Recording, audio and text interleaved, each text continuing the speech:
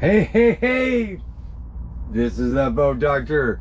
Hey, first of all, on my list, and I don't know if I said this before, I think I have, but I want to appreciate all you customers that have the trust in me to take your brand new boat out and run it, no matter if they're a 10-footer to 38-footer.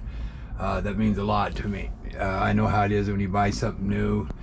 You know, you're worried about someone taking care of it. I'm real careful, and I put it through the test and look, make sure everything's perfect for you. But thanks again for letting me have the opportunity to run your guys' boat to make sure they're perfect.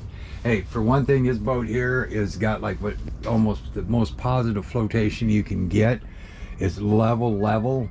And when I put it in the water, the boat set level. It wasn't dipping down in the back or leaning to one side or heavy front. One thing they do need to do is adjust that side top on the port side. See the gap over there, They just have to loosen the screw and pull that canvas ahead. So we can get that done. I tightened up this glove box latch here that was loose, so that's done for you. Breeze cover comes with it, and there's these wires right there. They can tuck those back. That's for this bow mount. If you ever do a bow mount, that's what those wires are for.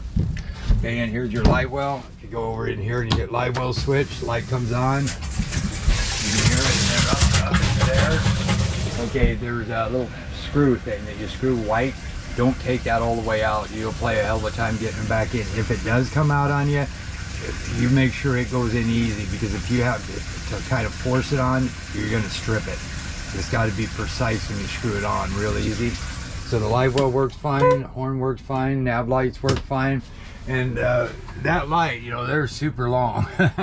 If it was me, I'd only put those up when you need them, because you can see they flex. They're so big on that. So, you know, when you're not using it, I would probably say take it out if it wants to come out. There you go, like that. And this screws just like this. I'm trying to do this with one hand. There you go. That folds down for storage. And you can just put that right there. This is 70 horse. And you can check for leaks by taking this out.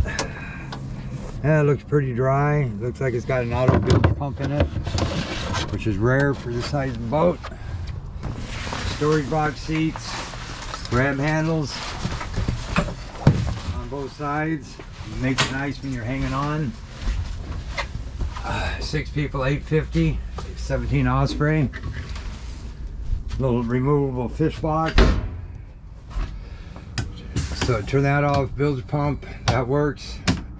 When you hit the nav lights, these light up. When they're off, they go off. These are reset. Instead of fuses, 12-volt power point. Okay, this is a flush mount, so your key switch is over here. You push in on this, lift up on the handle, and that gives you neutral. So if that's right, it should just start up. Boom, into gear. Now, if this was partially in gear, this would not even turn over. Then see how I pushed that and went like this? That's just, and you should never have to do that anyway. Safety lander, if that's not in, it's going to buzz and it will crank. Will not start. I tightened up the plastic nut on the back of the steering tube, and that part that's moving back there, the rod, spray that with Corrosion X, as well as take that cowling off. Spray the inside of that motor down at least once a year with Corrosion X, and that motor will look like new 10 years from now. That Corrosion X is good for snaps, sliding glass doors, hydraulic, you know, the cylinder or the rams. It's good for everything, like key switches, anchor lights, Corrosion X.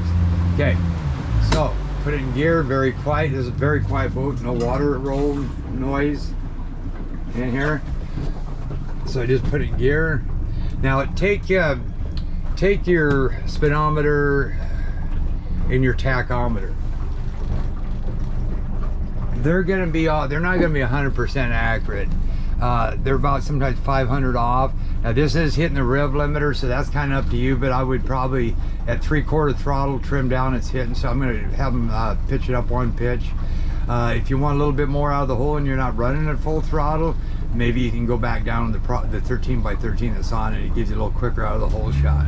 but I'd rather not have you hit the rev limiter. Not that it's going to hurt it, that's what it's there for. So when I hit it, 1001, 1002, boy, that thing gets it. That's one nice with that, one thing with that 13 by 13 is quick out of the hole. So now what you want to do is trim this to where it steers easy.